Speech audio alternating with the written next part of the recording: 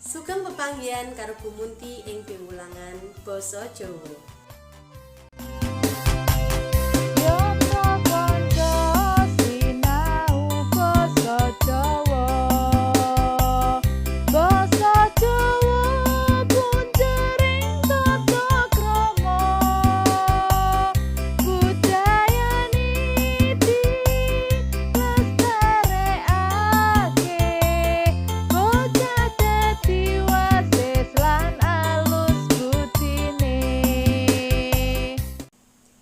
Video iki Bu Munti bakal ngandharake piwulangan babagan cerkak. Crita cekak. Salah sawijining piwulangan kang ana ing kelas 8 SMP semester ganjil. Bocah-bocah, dak rasa saiki kabeh bocah ngerti apa kuwi cerkak lan uga mesti tau maca sing diarani cerkak. Ning basa Indonesia cerkak iki diarani cerpen, cerita pendek. Apa sejatine cerkak? Cerkak yaiku salah sawijining cerita utawa karangan kang ngandharake prastawa utawa kedadean kanthi ringkes wiwit saka wiwitan nganti tekan pungkasan. Cirine cerkak sing nomor 1, cerkak kuwi migunakake ukara lan tembung-tembung sing gampang dingerteni. Amarga basa sing ana ning cerkak kuwi minangka basa sing wis kulina digunakake ning pasrawungan saben dinane.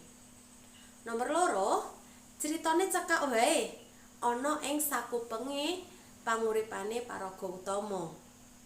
Sing nomor 3, cirine cerkak yaiku cerkak kuwi anggone maca ora mbutuhake wektu sing suwe amarga dheweke amung ringkes wae.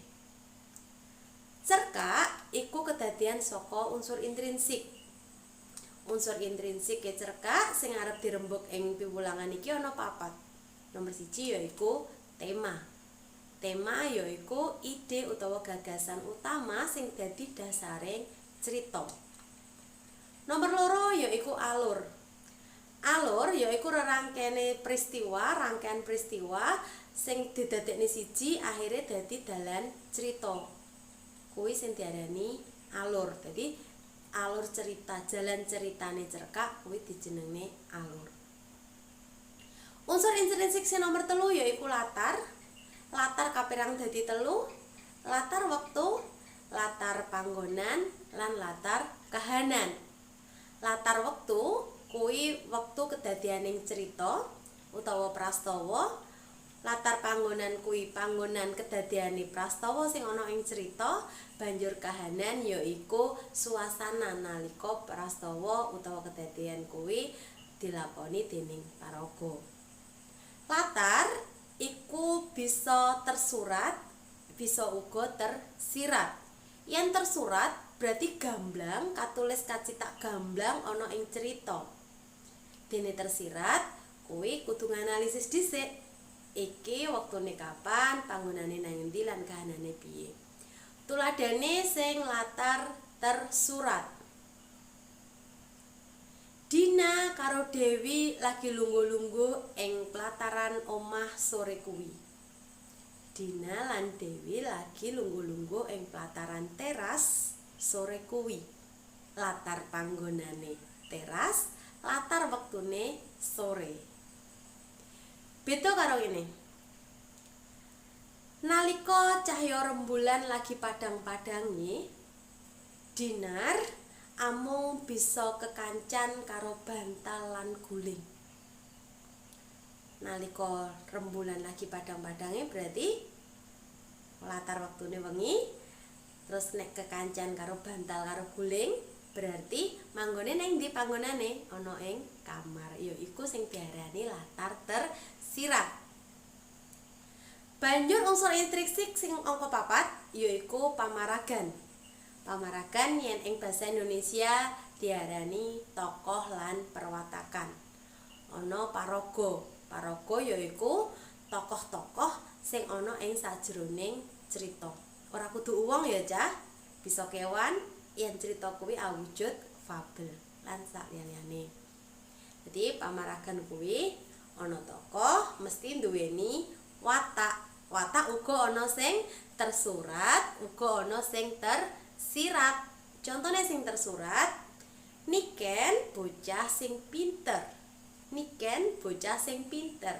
Pintere ditulis kacita ana ing cerpen, ning cerkake. Siji maneh karo ngene. Niken bijine mesti dhuwur dhewe ning kelas. Dheweke mesti dadi juara siji. Nah, iku negesake yen Niken kuwi pinter, nanging ora disebutake yen Niken kuwi pinter. Saka ngendi ngertine pinter?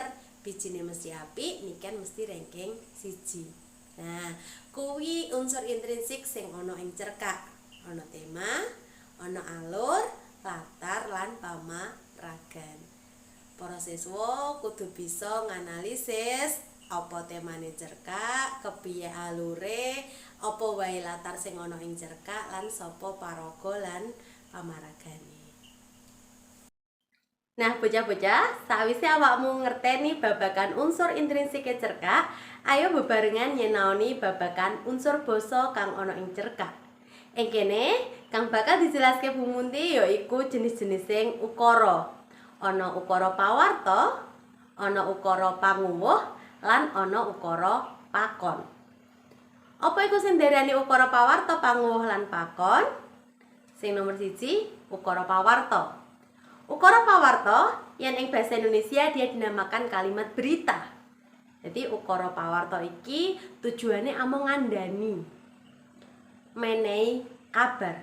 Tuladhane sing ana ing cerkak, sore iki Dina lungguh-lungguh ing plataran omah.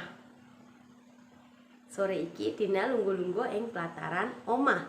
Iki minangka ukara pawarta.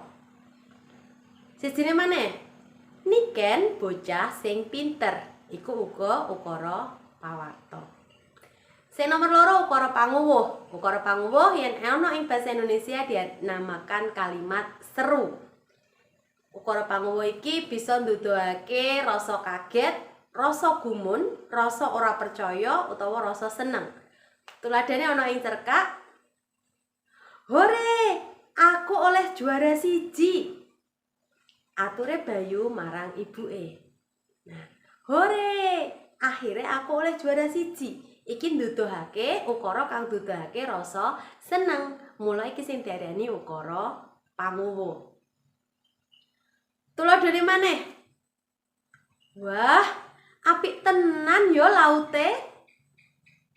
Wah, apik tenan ya laute kuwi nduduhake rasa gumun. Kuwi uga ukara panguwuh. Ukara sing nomor 3 yaiku ukara pakon. Ukara pakon iki yen ing basa Indonesia dheweke diarani kalimat perintah. Dadi tujuane merintah marang wong. Tuladhane, "Ayo bocah-bocah meneng dhisik." Ngendikane Bu Guru nalika kelas lagi rame. "Ayo bocah-bocah meneng dhisik." Nah, iki ukara pakon, ukara perintah. Biasane ukara perintah kuwi dipungkasi mawa tandha seru utawa bentuke kaya tandha penthung. Nah, bocah-bocah, awakmu wis nyinaoni babagan cerkak. Awakmu uga wis ngerti apa kuwi cerkak, apa wae unsur-unsure cerkak, lan apa wae unsur basane cerkak. Muga awakmu jelas sehingga awakmu luwih gamblang maneh babagan cerkak lan wasis anggone nganalisis cerkak. Tak rasa cukup semene video iki. Aja lali tetep taati protokol kesehatan pencegahan COVID-19 kanthi nganggo masker, jaga jarak, sekebisa nggunakake sabun, ngindari papan panggonan kang rame lan ngurangi mobilitas. Nuwun. Kanca sinau basa